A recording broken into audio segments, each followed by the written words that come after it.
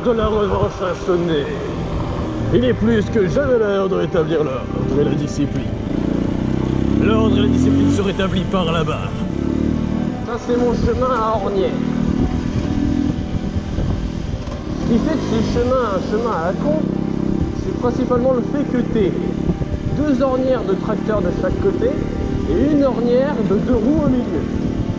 Ce qui fait que soit tu restes au milieu dans la toute petite ornière en prenant le risque de te péter la gueule, soit tu te mets sur une des ornières du côté parce que c'est un peu plus confort, mais par contre, quand il y a de la merde sur le côté, tu es obligé de contourner et tu viandes comme c'est arrivé il y a peu.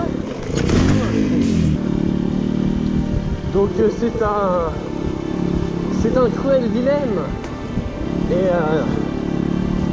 regarde-moi la gueule de ces ornières. Alors bon, en vue Super View GoPro, c'est sûr que le relief, on le voit un petit peu moins.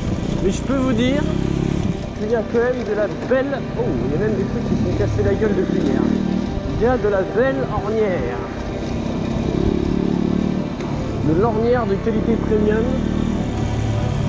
Bon, cette fois-ci, on va y aller mollo. Hein. De l'ortie, super. Justement, bah, tu vois, je chasse du cul. Alors, bonjour. Ah, vous voilà. Maintenant, ça va chier.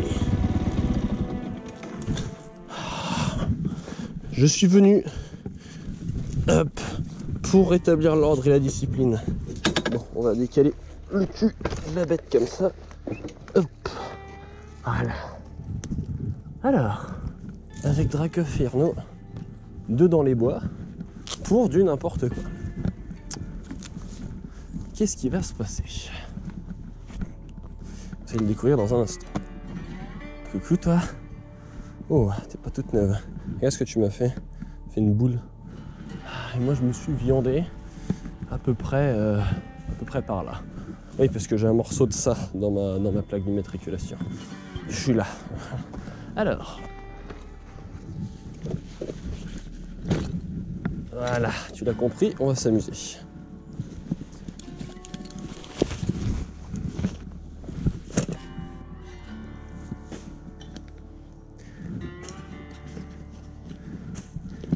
Fais attention avec ça. Hein.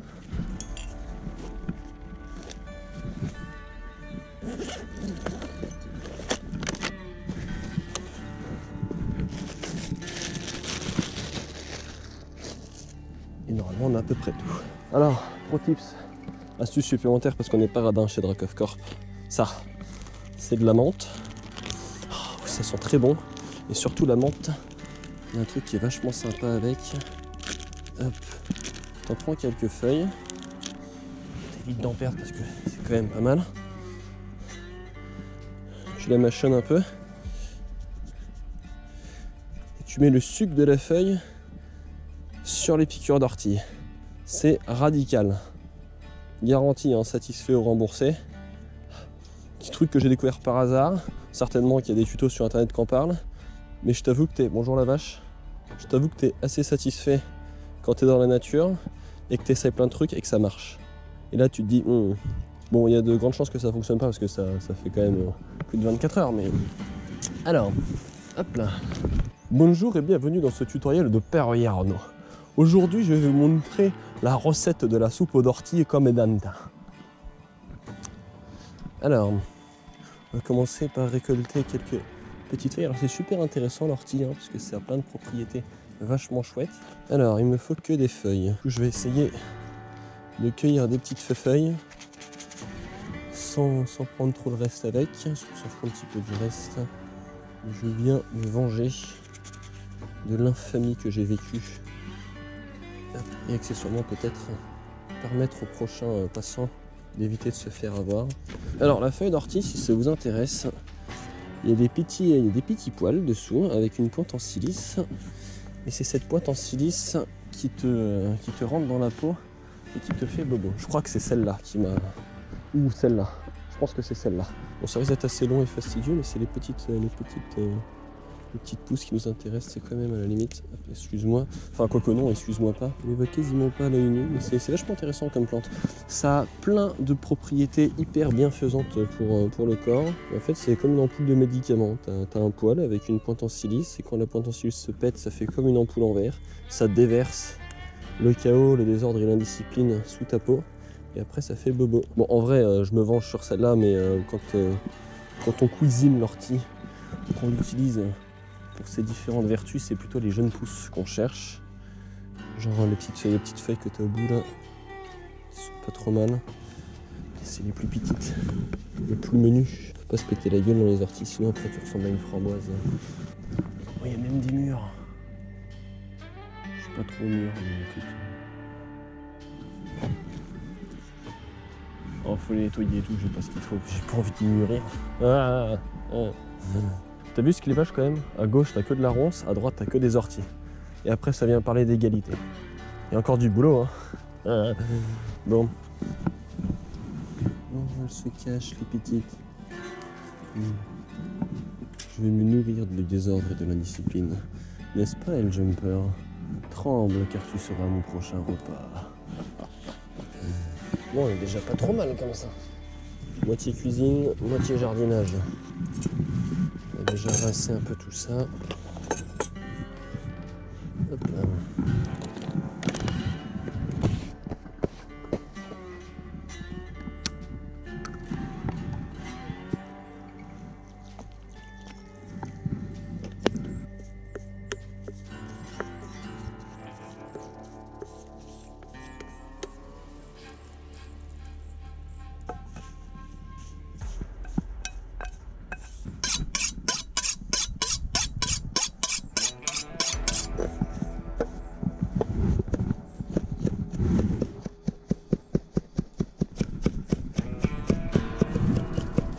Fait de la bouillie.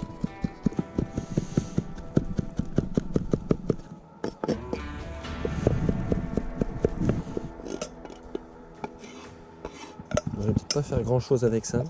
Allez, on va reprendre un.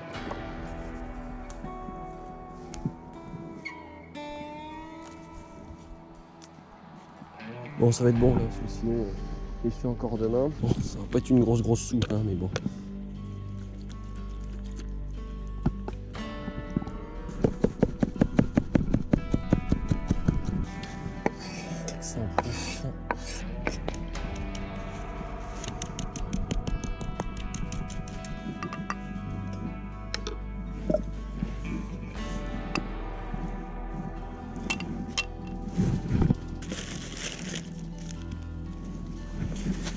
De beurre. Oh. Bon, la méthode de conservation, c'est pas trop ça, hein. On est d'accord? Ça va aller. Tout va aller. 10 grammes de beurre. On est gourmand.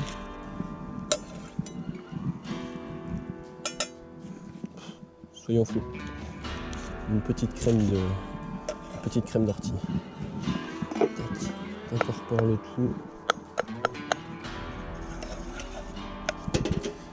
Naturellement, on fait attention quand on manipule des trucs du genre gaz.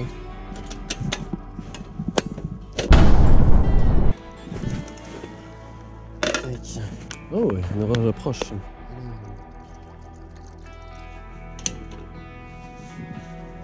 Ça gaze? Bon. Il y aura des morceaux, je préviens.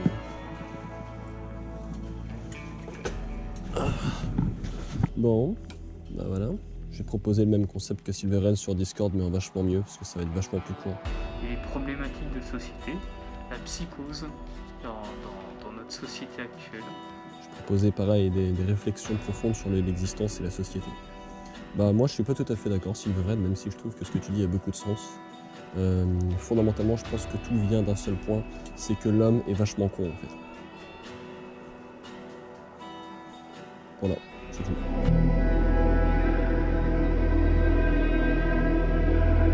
Ça, on peut discuter jusqu'à demain, hein. Le problème est fondamentalement toujours le même depuis des centaines d'années, même plus. Depuis que l'homme existe, c'est toujours les mêmes choses, c'est la décadence, la perversion, l'envie, le bellicisme et tout un tas de défauts contre lesquels personne ne veut lutter parce que ça demande des efforts, de la remise en question.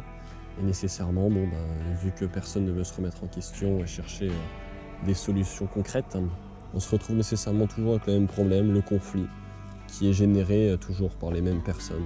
Je suis assez d'accord sur le fait que les périodes difficiles engendrent des hommes forts engendrent des périodes de paix, les périodes de paix engendrent des personnes fragiles. Je pense que ça vient encore du même principe, à savoir le fait que les gens ne se remettent pas en question et ne se disent pas que s'il y a des périodes de paix, c'est parce qu'il y a eu des périodes difficiles. Ils ne cherchent pas à savoir pourquoi ces périodes difficiles ont existé, parce que les gens s'en foutent en fait. Se pencher sur les conflits passés, ce qui les a générés et les souffrances que ça a pu perpétrer, tout le monde s'en fout. Parce que les gens, tant qu'ils ne sont pas concernés directement, c'est ce qui s'appelle l'individualisme et l'égoïsme, et ils en ont rien à secouer de ce qui a pu se passer ailleurs, dans d'autres époques. Ils ne se disent pas qu'ils peuvent être concernés parce que c'est aussi des êtres humains. Mais bon, ça c'est une question d'éducation, de valeurs, de principes, et malheureusement on ne peut pas éduquer et donner des principes et des valeurs à toute une société, surtout quand ceux qui tirent les ficelles de la société s'en foutent et justement sont bien heureux qu'il y ait du conflit parce que ça leur permet de générer de la gratte. Encore une fois, on en revient toujours au même truc, le pouvoir, l'argent. C'est un cercle sans fin et si tu as envie d'en sortir ou si tu as envie de vivre en paix, il faut juste quitter ce système parce que il est nécessairement pourri. Et ça finira toujours pareil parce qu'il y aura toujours quelqu'un qui voudra générer du profit et le profit ne peut se générer sans que ça desserve quelqu'un. Et vu que ça dessert quelqu'un, forcément ça crée des déséquilibres et le déséquilibre engendre des conflits. Et après, c'est des boucles indébouclables ou débouclables en fait, mais ça dépend de la motivation des gens à déboucler. En soi, la question, je l'ai déjà retournée dans tous les sens, ne vous inquiétez pas, j'ai passé du temps et comme vous pouvez le constater dans certaines vidéos, que ce soit sur la chaîne principale ou secondaire, des réflexions je peux en faire, mais fondamentalement, est-ce que réfléchir permet d'agir? Théoriquement, oui, quand on est seul, mais en société, il faudrait que tout le monde ait une réflexion pour ça. Mais les gens n'ont pas envie de réfléchir. Et ça, prouvé par A plus B, que ce soit par mes expériences ou par les vôtres, vous verrez toujours qu'il y a des petites gens qui n'ont pas envie de s'inquiéter des problèmes de société et qui tant qu'ils ont Netflix, Amazon Prime, Uber Eats et compagnie, ils sont bien. En fait. Parce que les gens se laissent bercer dans cette valse sans fin de la société qui donne du confort. Les périodes de paix, en soi, c'est intéressant, mais le souci, c'est que les gens sont tellement feignants qu'ils ne cherchent pas à faire de cette période de paix quelque chose d'utile.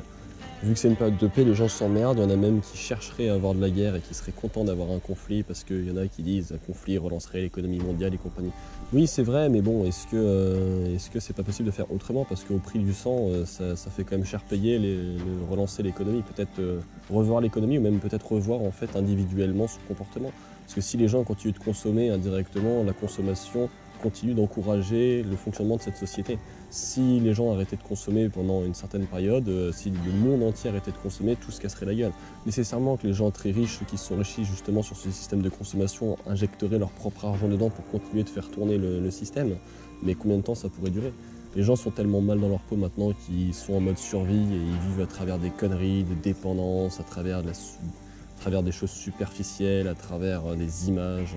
Ils cherchent plus à se tatouer, à se percer, à se teindre les cheveux, à chercher à plaire aux autres, plutôt qu'à cultiver leur propre identité ou leur propre réflexion pour être quelqu'un. Et si chacun le faisait, déjà les gens seraient vachement plus conscients, parce que vu qu'ils passeraient du temps à réfléchir, ils se rendraient compte de certaines choses. Et ensuite, ils seraient réellement bien dans leur peau, parce qu'ils auraient une vraie identité. Parce que se tatouer, se percer, se teindre les cheveux, tout le monde peut le faire. Un jour, les gens seront tous tatoués et percés, mais si tout le monde est tatoué et percé, tout le monde est pareil. Si tout le monde est pareil, il n'y a plus d'identité. Alors on va dire oui, tu peux changer tel ou tel truc. Pourquoi se complexifier la tâche alors qu'il suffirait simplement de réfléchir et que chacun ait sa propre identité, ses propres réflexions, son propre caractère, sa propre personnalité. Et comme ça, tout le monde serait inspirant et la société tournerait vachement mieux. Mais non. Bon, après, je prends des raccourcis. Mais le problème, on peut en faire le tour lentement comme rapidement. Il demeure toujours le même et tant que les gens ne seront pas prêts à changer, rien n'ira. Et les gens ne changeront pas parce qu'ils sont bien dans leur confort. Pourquoi est-ce que quelqu'un quitterait son fauteuil devant Netflix pour aller dans la forêt réfléchir Le problème surtout de notre société maintenant 2.0, c'est que les gens sont bercés et conditionnés depuis la plus petite enfance pour répondre à des fonctions basiques qui tournent souvent autour du plaisir, de l'égoïsme et de l'individualisme. Et ça, c'est vraiment, je pense, à la base de beaucoup de problèmes. L'individualisme et l'égoïsme, c'est vraiment le pire des trucs. Parce que si ces deux choses n'existaient pas, les gens seraient tournés vers les autres. Et vu qu'on fonctionne en société, forcément, ça se passerait vachement mieux. Après, ce qui est intéressant, c'est de ramener la réflexion à quelque chose d'hyper basique. Genre, par exemple, le fait que les ressources sur Terre sont limitées. Donc, forcément, s'il y en a qui ont plus que les autres, ça crée un problème. Nécessairement. Parce que, en tant que représentant de la race humaine, on devrait tous être égaux théoriquement. Parce que si on n'est pas égaux, les gens vont se dire « Eh, mais pourquoi lui il a plus que moi ?» Et du coup, ils vont vouloir lui péter la gueule, et du coup, ça va créer du conflit, et l'autre va vouloir se venger. Et après, le souci en fait du conflit, parce que moi je suis particulièrement contre le conflit, le souci du conflit en fait, c'est que c'est un cul-de-sac. Nécessairement, une fois qu'un conflit a commencé, il y aura toujours plein d'autres conflits derrière, sauf si d'un commun accord, les gens se disent « Allez, on arrête de faire de la merde ». Mais ce ne sera pas possible, parce que tu vas générer un conflit, celui qui va le gagner, il va être content, celui qui va le perdre, il va chercher à se venger, du coup il va y avoir du conflit, il va y avoir des tensions systématiquement, et après, une fois qu'il y a la poudre, il n'y a plus qu'à mettre le feu aux poudres, et puis ça repart en sucette. Donc à part reconstruire une société à partir de rien, je pense pas qu'il y ait vraiment beaucoup de solutions. Après, reconstruire une société, c'est bien, mais est-ce que ça fonctionnera? Parce que le problème reste systématiquement toujours le même, c'est les gens, avec leur ego, leur individualisme et toutes ces choses-là. Bon, mon truc, ça ressemble plus à de la purée qu'autre chose. Donc je pense que là, c'est pas mal. Tac. Je pense qu'on va éviter un maximum les petits morceaux. La super technique. Je vais voir que je vais renverser la casserole pour pouvoir verser le doux contenu. Bon, il y a peut-être un peu beaucoup de beurre. Voilà, forcément, il y a tout qui va se recasser la gueule dedans. Ouais, tu vois, quand on prévoit pas de passoire, on a l'air un peu con. Bon, au pire, les couilles. S'il y a des morceaux qui veulent venir, ils ont qu'à venir.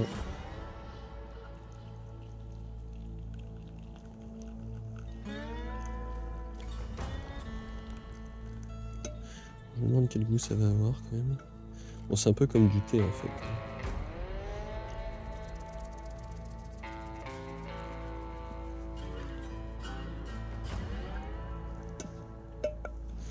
Hop. J'ai mis beaucoup de beurre, c'est vrai. Bon, voilà.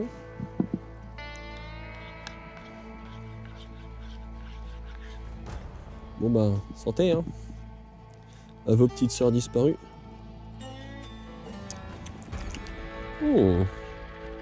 Et c'est pas mal. Bon, c'est peut-être lié au fait qu'il y a beaucoup de beurre après. Encore une fois. Ah, j'ai toujours dit, moi j'aime bien avoir le beurre, l'argent du beurre et plus encore.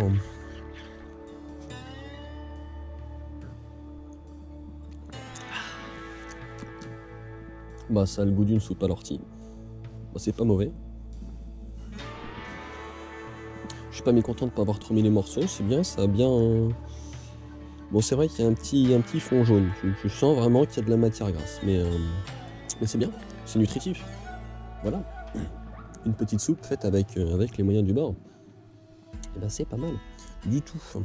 D'ailleurs, on va commencer à ranger un peu le temps que ça refroidisse, parce que moi, je suis pas ce genre de barbare qui boit à 400 degrés. Tac. Alors, tiens, alors... Tu m'as fait me casser la gueule, hein. Bon, fondamentalement, elles y peuvent rien, hein. C'est juste que le chemin est absolument pas entretenu et ce n'est que des tierces personnes. Oui, les orties sont des personnes.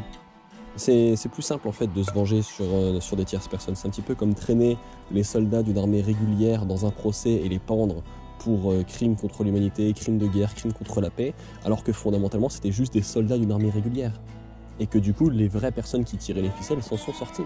Et les orties, c'est pareil. Elles s'en sont pas sorties. Par contre, la vraie personne qui est responsable de ce chemin qui est pas entretenu, ça se passe bien pour elle. Voilà. N'est-ce pas magnifique? Tiens, cadeau.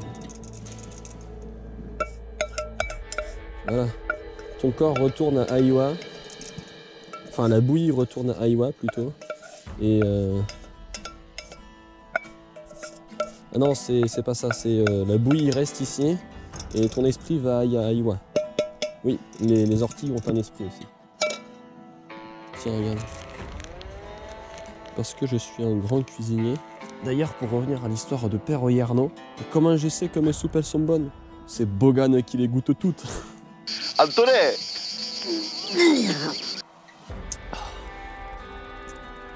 Ouais, c'est pas mal.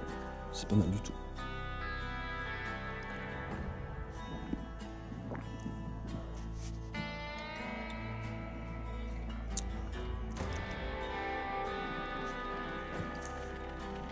Même la petite bouillie, elle a pas mauvais goût. Hein. Une purée d'ortie. Oh, ça doit certainement se faire. Tellement de bonnes choses là-dedans. Tac. Et voilà. Bon, si vous avez plus de nouvelles de Dracof Fierno, ceux qui sont empoisonnés. Il a fait une Into the Wild, il a confondu des orties avec, je sais pas, avec de la ciguë. Des petits couverts en plastique de merde Décathlon. Ça c'était pour si jamais il y a des gens qui avaient des doutes sur le fait que je fasse des placements de produits. Non, non, pas encore, pas encore. On n'y est pas. On n'y est pas, sinon le projet Drakov serait bien plus avancé.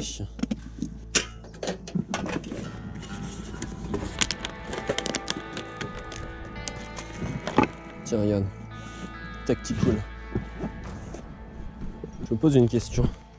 Est-ce que c'est barbare si par exemple je prends une feuille de menthe qui a des très bonnes propriétés contre les piqûres d'ortie et que par exemple je venais à la poser précisément dessus, comme ça. Hop là. Et que j'ai laissé dessus. Et que je recommençais, par exemple, cette action sur plusieurs différents trucs d'ortie. Est-ce que par hasard ça serait barbare? Ça c'est un petit peu comme quand tu as fini de juger et d'exécuter les soldats d'une armée régulière d'un pays qui était bon, tous un peu pères de famille, et que après tu te mets à occuper ce pays, après avoir jugé et tué tout le monde, et qu'après tu mets un mur au milieu, et qu'après avoir bien liquidé tout le pays, tu t'assures qu'il y ait des années de souffrance derrière si possible, mais bien sûr il faut faire du profit. Hein. Et après tu installes des McDo en Europe. Voilà, voilà. Ah, il pleut. Et ben, je finis à temps. Merci aux nature de m'avoir laissé le temps de terminer mes conneries. Avant d'avoir fait le pleuvoir. C'est vrai que faire une sauce sous la pluie, c'est pas forcément ce qu'il y a de plus évident. En vrai, j'hésitais à prendre mon Zelban, mais j'avais juste pas envie de cuisiner dessus. Cuisiner sur un Zelban. Quelle indignité. Il est vraiment temps d'y aller. Ça commence à mouiller et pas qu'un peu. Hop. Allez, zou. Je ne serais pas étonné que tu t'interroges sur ce qu'il y a à bout de ce chemin. Moi je sais ce qu'il y a à bout de ce chemin. Et si tu veux on peut aller voir. Mais par contre on y va tout doux, hein, parce que t'as vu la gueule des ornières. Je te rappelle que ce bébé il fait quand même 120 kg. Il fait 2 fois mon poil en cul.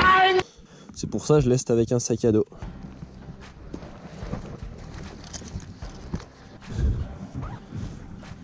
Tout est bon. J'ai pris ma revanche. Allez zou, c'est parti.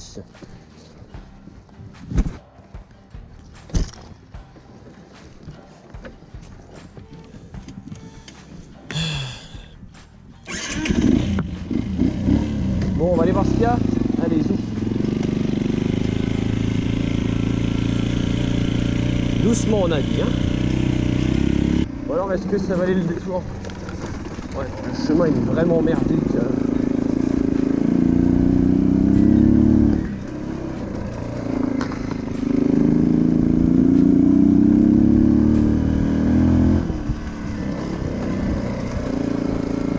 Et voilà ce qu'il y a beau. Des dindons. Bon, c'est pas des dindons, mais c'est un peu pareil. Ça a le même goût. Voilà. Et après tu fais demi-tour.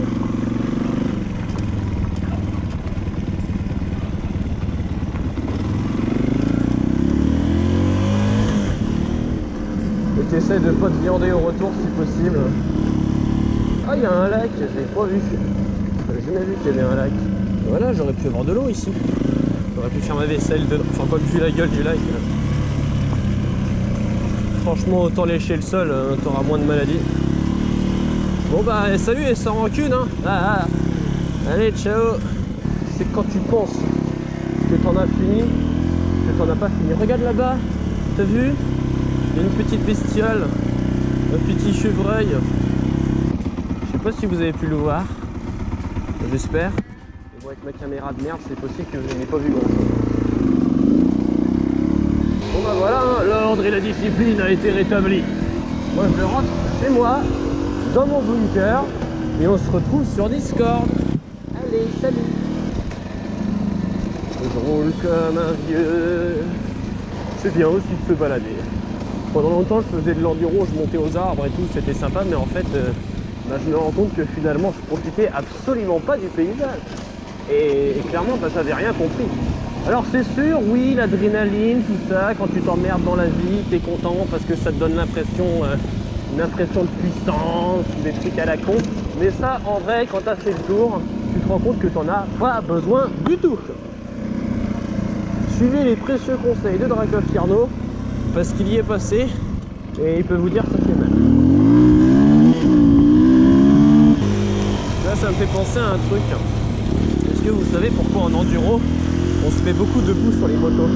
C'est pour avoir plus de contrôle. Et du coup, ça me fait penser à Jumper et je me dis, tu vois ça, Jumper, ça c'est les potes de l'oppression. Et du coup, je me mets debout comme ça. Ah, t'aimes ça l'oppression, hein? Ça te plaît l'oppression?